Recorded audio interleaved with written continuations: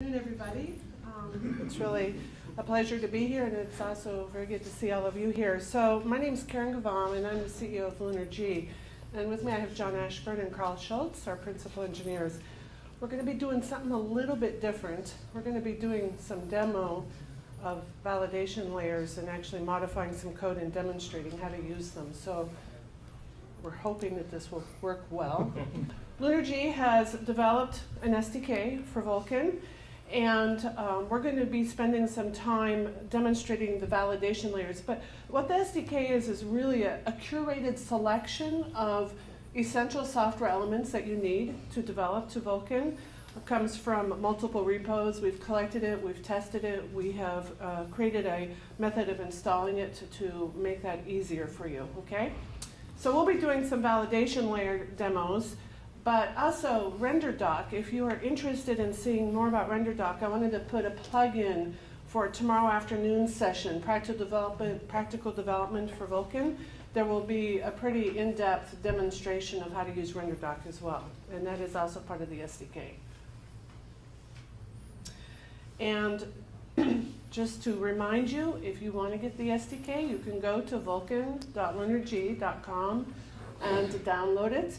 Earlier this week, we did release the 1.0.5 version, so that's based on the 1.0.5 header. The fourth number is a revision number. Hopefully that will always be 0 with each one, right? Otherwise, that means we're having to continue to iterate it. So yes, you can get the SDK from, we call this Lunar Exchange, vulkan.lunarg.com. And with that, I'll hand it over to Karl, and he'll go into the demo. Okay, Karen, thanks a lot. Okay, the next slide there, John. Okay, as Karen said, we're here to talk about layers, and really the takeaway on this slide is you want to be able to turn on layers in your development path and during debugging, and then turn them off when you get to your production code, when everything is perfect and bug-free, right? So as a lot of speakers have already pointed out today, is Vulkan's a kind of a lightweight API in the sense that it doesn't do a lot of error checking. You can't really call a nice error function and say, hey, what went wrong?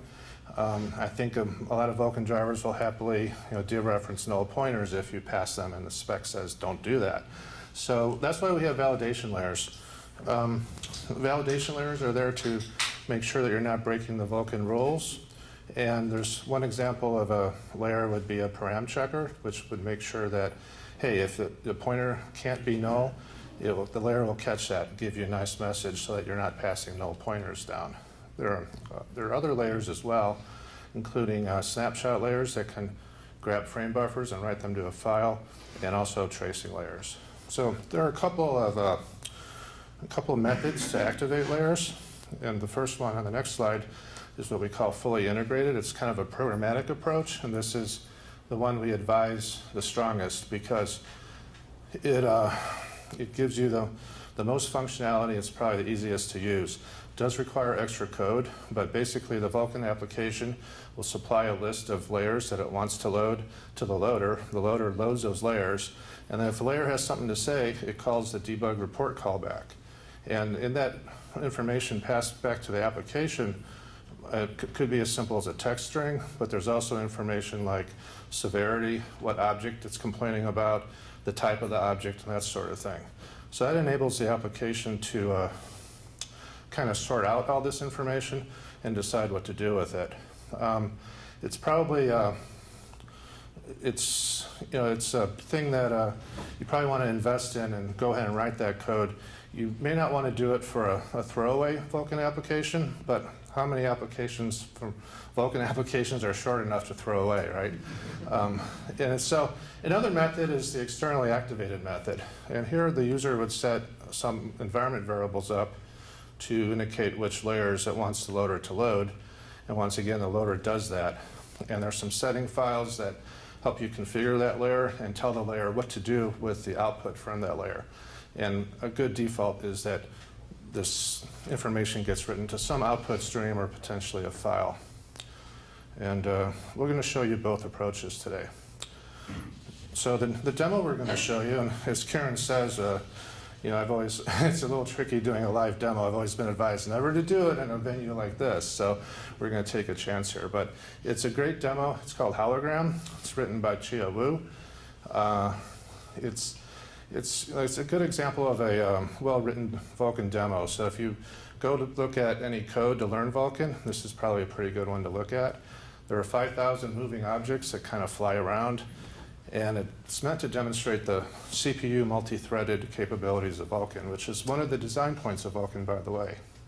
You can find the source code in the SDK.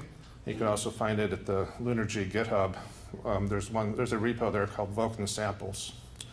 Okay, so John, let's start that demo up and see what it looks like. So you notice John's using Visual Studio here on Windows. Hey, it looks good.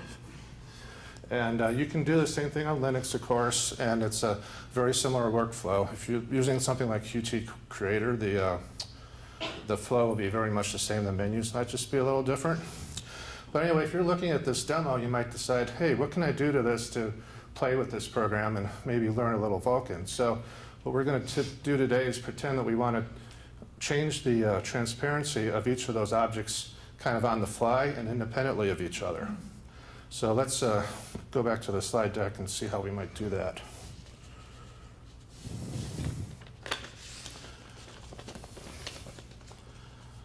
Okay. Inside Hologram, this is a little hard to explain, but there's some information that exists per object, and it's stored in an array of shader parameter blocks. And because there's 5,000 objects, there's 5,000 of these in an array. And there's two copies, one for the frame that's currently being drawn and one for the next frame. So the GPU is not reading from these while we're trying to update them with the CPU. Of course, the memory's mapped so the CPU and the GPU can look at it. And so every time we go to a new frame, the CPU will update the position of each object. And then it will modify the shader parameter block to update the position, and then it will call a bind descriptor set, or rather put one of those bind descriptor set commands into a command buffer, and then issue another command to actually draw the mesh. So let's go ahead to the details on how to do this. So again, we want to modulate the transparency of each object, so we need to have a per object parameter for this. So we're going to add a parameter to the shader parameter block, which we're going to call per object alpha. And we also need to modify the shader program so that it reads this alpha value and applies it in the fragment shader. Right now it hard codes it to 0.5. And then finally we need to modify the simulation to have some kind of algorithm that tweaks this alpha value and swings it between 0 and 1 over a period of time. So you can see the code change right there. It's real simple. We're just going to add a float alpha at the very bottom. So let's see what happens. John's going to go ahead and change the code.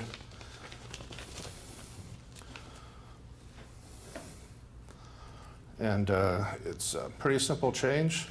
And we kind of expect this to work. So let's just go ahead and do a sanity check. We'll rebuild the application and run it. Ooh, okay. So we have a lot fewer objects on the screen, and you might recognize the upper left error going on there. A lot of us, might recognize that as a, oh, we got the matrix wrong problem because there's some really bad shear. And there's also some, I don't know, it's hard to see, but there's some objects that are kind of clumped up in the lower left, kind of in a little galaxy of their own.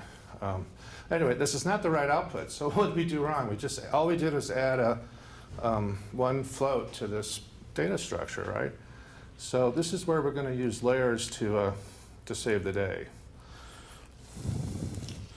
So what John will do now is he'll explain how we're going to turn layers on in this application. So as Karl mentioned earlier, there's two ways to enable layers, one programmatically and one kind of by the user via environment variables and settings files. And so this hologram demo has a command line option -V to enable the validation layers. There is a standard we have several validation layers that do various things. such as, earlier Graham was talking about memory hazards, so there's, things like that, all sorts of things, swap chains, we have some that validate some of those things.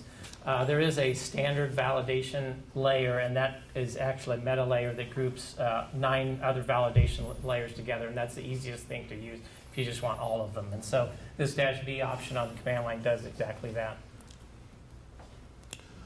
So notice John did not have to recompile the program. He's just, we're kind of lucky in this application already had this stuff set up for us. So we take a look at it, and the screen is white.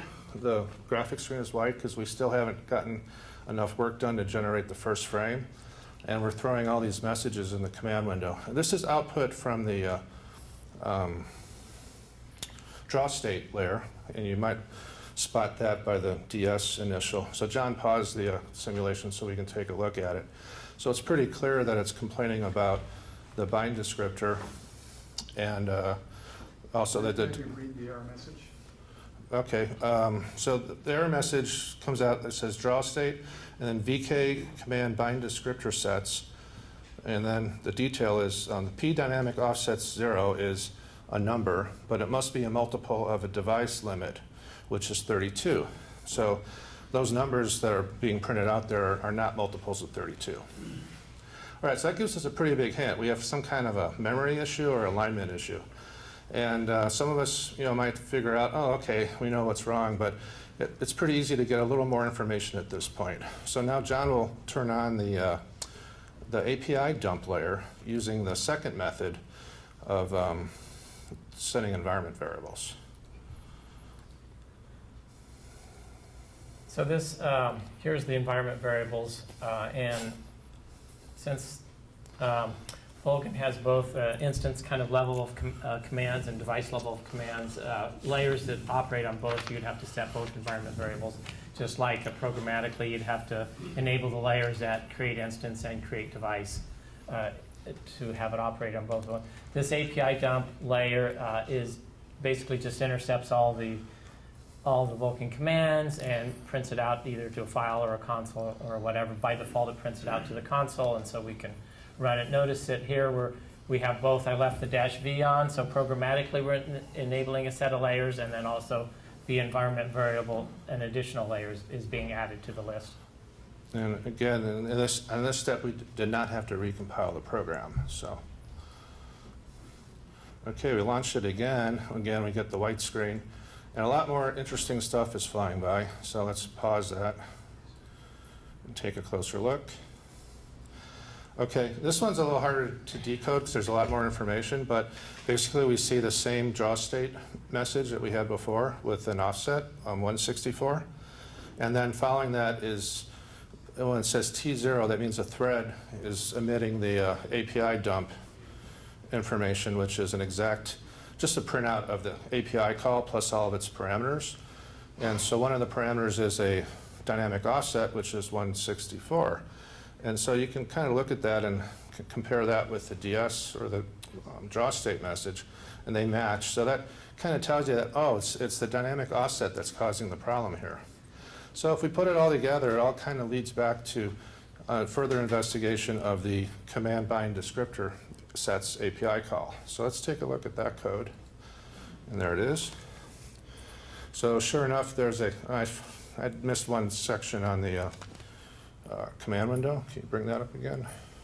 Yeah, it's gone. Okay.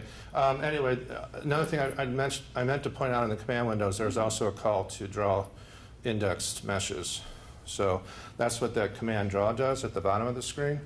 And then, so there's our command bind descriptor sets API call, which is what the API dump pointed us to.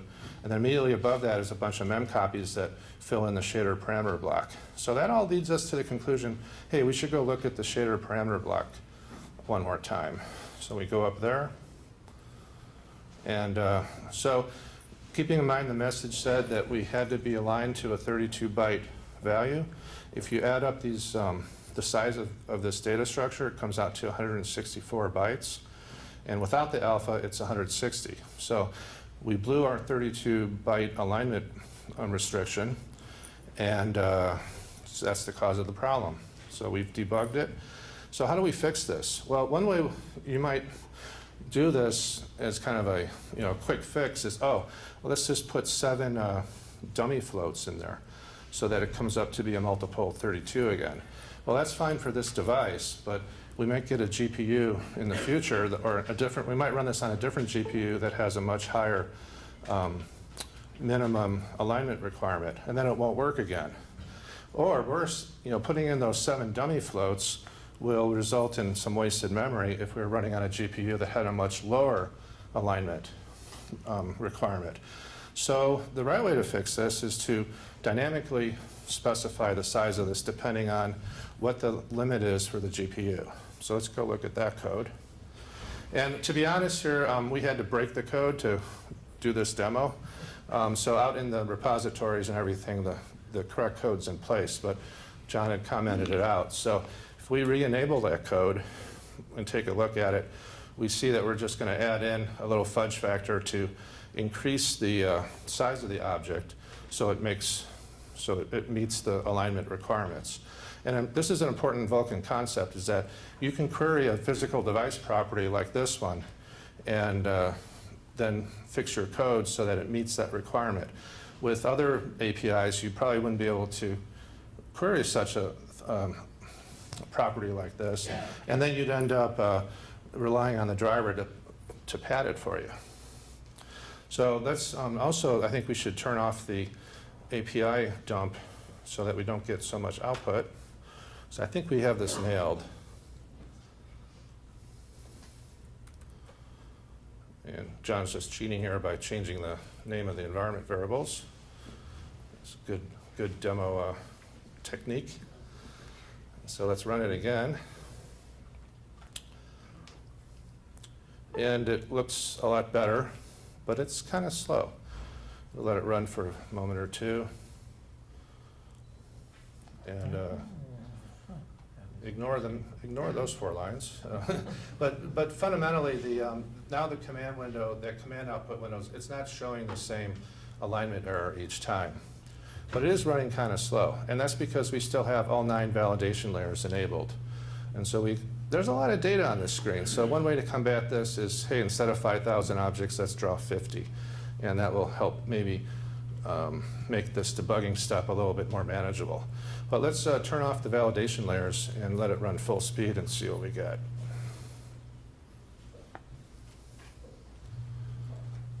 So just taking off the -v.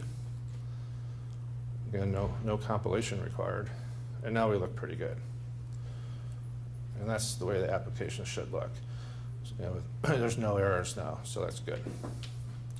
So now you're ready to go ahead and add the rest of the code to modulate the alpha. So we're not going to do that right here.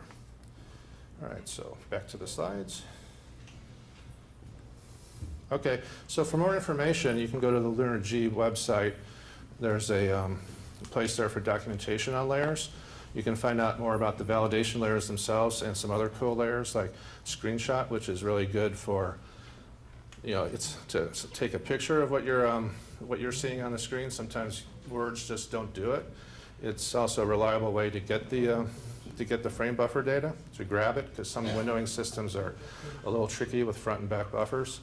And I'll just add, I think there was a question earlier about how would I grab an image that was in the swap chain, and so you could use a screenshot layer to do that, for instance. Exactly. And again, like it says here, if you want to build a test system that does before-after image compares, it's a good tool for that. We also have a VK trace and VK replay facility that captures Vulkan API calls in sort of a binary file that you can play back later. And that's useful if you want to send a problem to somebody and they don't want to build up they don't want to install your application, or they don't want to do everything it needs to do to reproduce the problem. So that's about it. Do we have any questions?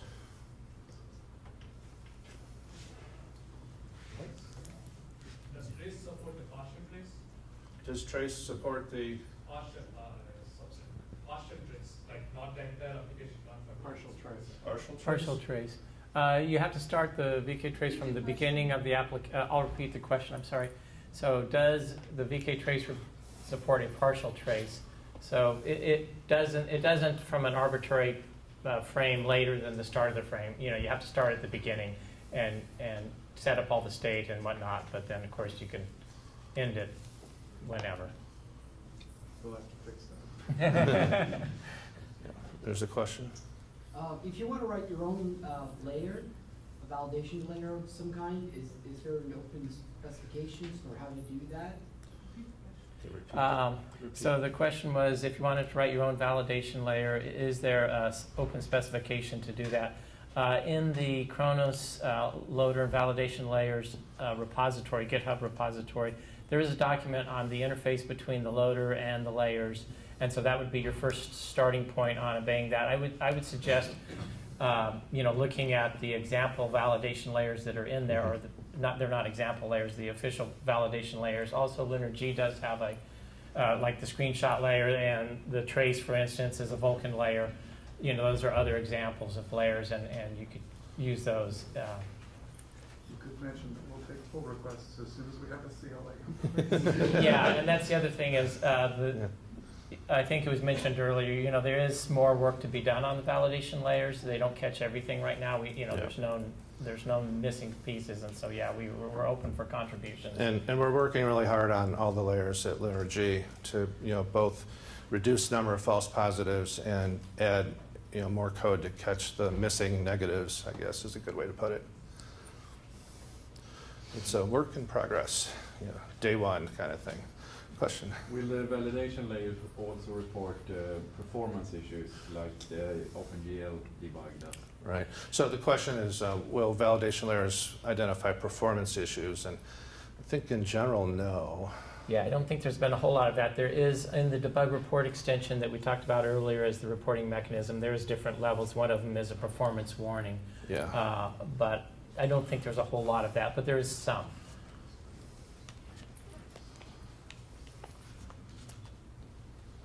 There's a question. I've run into a case where, due to an incorrect parameter, a function never returned, but the validation layer didn't show any output. Any ideas? Is that just a missing thing in the validation layer, or? Well, one thing, for instance, Question. the question was, he had a case where he had an incorrect parameter to a call, and the validation layer didn't print any error, and it also didn't return. You said it crashed, or It just never returned. just never returned. Okay. Well, one thing, for instance, of course, in the earlier slide, we had the loader chaining in the validation layers, and it relies on those dispatchable objects being correct. So your first parameter to most Vulkan commands is a dispatchable object, and that if that's messed up, all bets are off, because you're probably going to just, not return or crash in the loader. Yeah, there's a function vector at the beginning of that object if it's dispatchable. So it's important to get that part right. And the other thing I will mention is I know there's been a fair amount of work recently in the last few weeks on improving the param checker layer, and so that would be another thing. Another possibility is if you put the layers in the wrong order, like if you put param checker at the bottom of the stack and the one that's closest to the driver is what I mean by bottom, and maybe you have one of the other ones like the draw state that's checking some of the render pass stuff, some of the command buffer stuff first, it kind of assumes that some of those parameters are okay. And so that's why we suggest using the standard validation layer, because that one puts them in a proper order. You want to talk about some of the fights we had over whether layers should be automatically ordered, or there were some design issues there. Yeah. Was there any discussion or thought of a reference rasterizer to allow platform-independent application testing? Pull request? No, question was there any thought or discussion about a reference rasterizer? In our dreams, absolutely. It's really a matter of resources, so it's not really on the drawing board.